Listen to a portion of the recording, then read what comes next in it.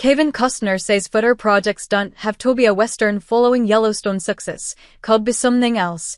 Costner, who also helmed the Horton movies, said that he's willing to do anything where I feel like what I'm doing is for myself, which may not always include the genre. Kevin Costner is detailing what he sees next for his career following his departure from Yellowstone and overall embrace of Westerns.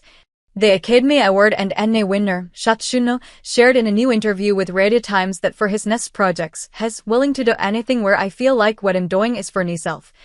It doesn't have to be a Western, it could be something else. But when something is no longer interesting to me, or there's some other reason that I need to move on, I'm willing to do that, Costner said in the interview published on Monday, Sept. I think you can write a short story and it can live forever. You can write a novel and it can live forever. You can make a short movie and it can live forever. It's about how you're telling it. It's about if other people are going to be able to relate to it and move to it, he added.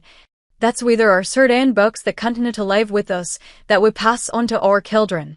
Costner notably deported the Taylor-Sheridan Western drama last year after announcing the exit on social media, while his character, Patriarch John Dutton, was killed off in the second part of season 5. He has since kept his focus on forthcoming installments of his Western epic Horton, and American Saga, the second of which premiered at Venice International Film Festival last year, and his recent docuseries, Kevin Costner's The West. I think the hope for me is that I can stay relevant, not only to myself, but to people who find my work, he adds. I can create work that I think is going to find them. I can only create work that when they do find it, it reflects what I was feeling and my sensibility. And hopefully they're moved by it. Costner previously caught up with people in June, when he shared that he doesn't even think about retiring, because he'll just move to the next thing that captures my imagination.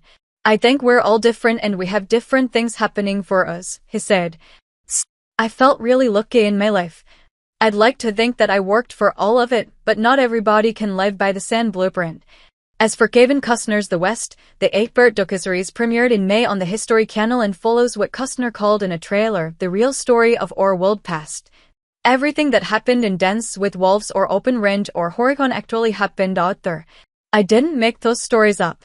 There were interactions and they all have truth to them, Costner told Radio Times. They're native ideas, but those interactions happened a million times. The documentary serves to back up those kind of stories. There were slaves and there were captives in the West.